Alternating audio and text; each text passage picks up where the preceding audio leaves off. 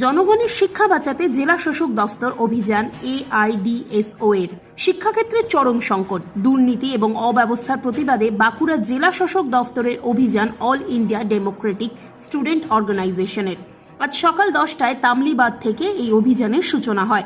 সংগঠনের জেলা সভাপতি জিৎ চট্টরাজ ও সম্পাদক তন্ময় মণ্ডল এক বিবৃতিতে জানান, জাতীয় শিক্ষানীতি 2020 ও রাজ্য শিক্ষানীতি 2023 কার্যকর করার ফলে শিক্ষা ব্যবস্থার সর্বনাশ হচ্ছে।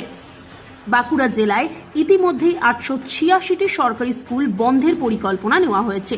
7টি মাধ্যমিক স্কুলে বন্ধের নোটিশ ঝুলছে। শিক্ষক স্বল্পতা, ক্লাস না হওয়া, পড়াশোনার খরচ বৃদ্ধি, বই না পাওয়া সব মিলিয়ে জেলায় শিক্ষা আজ বিপর্যস্ত।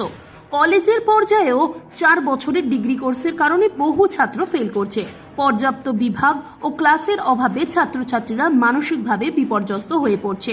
সংগঠনের দাবির মধ্যে রয়েছে দুর্নীতিমুক্ত শিক্ষক নিয়োগ, স্কুল বন্ধের পরিকল্পনা বাতিল, 4 বছরের ডিগ্রি কোর্স ও সেমিস্টার সিস্টেম বাতিল, ফি নিয়ন্ত্রণ, যাতায়াত সুবিধা, লাইব্রেরি ও ল্যাব উন্নয়ন, মেডিকেল শিক্ষায় নেক্সট বাতিল, আদিবাসী ছাত্রদের জন্য স্কলারশিপ ও হস্টেলের উন্নয়ন ইত্যাদি।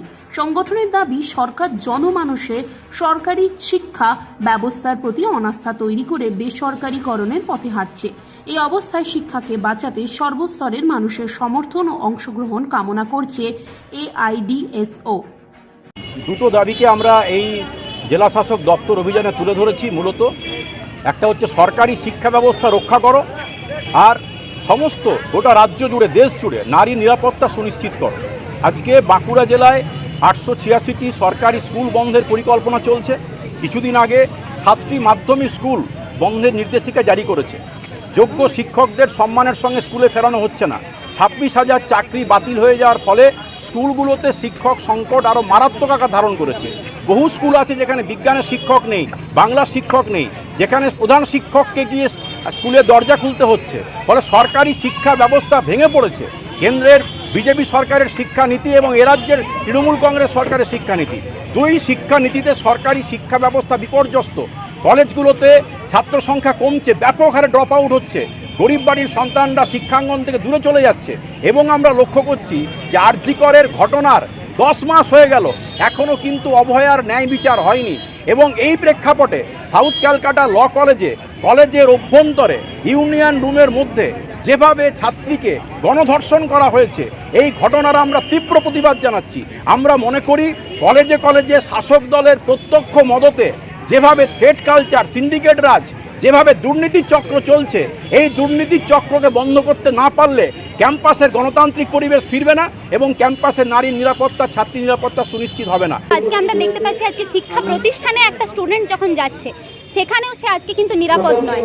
আজকে যে কলেজগুলো যে থ্রেড কালচার যে চলছে, সেই থ্রেড কালচারের ফলেই কিন্তু আজকে আরজি কর এবং এরপরে যে কসবার যে ঘটনা, এগুলো কিন্তু ঘটে চলেছে।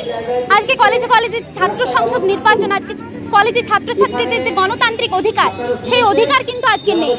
সেই অধিকার ফেরানোর জন্য আজকে কলেজে ছাত্র সংসদ নির্বাচন করতে হবে এবং এই যে থ্রেড কালচার, এই থ্রেড কালচার অবিলম্বে বন্ধ করতে হবে। নাহলে এই আরজি কর বা এই যে কসবার যে ঘটনা, এই ঘটনা কিন্তু পরপর আবার বাঁকুড়া জেলাতেও কিন্তু ঘটতে পারে। আজকে যে দোষীদের যে যোগ্য শাস্তি যে হওয়া দরকার, যাতে সেই শাস্তি পাওয়ার পরে এই ঘটনা ঘটানোর আর কেউ সাহস পাবে না, আজকে সেই পদক্ষেপ তিনি কেন নিচ্ছেন না, এটাই আমাদের একমাত্র দুঃখের বিষয়।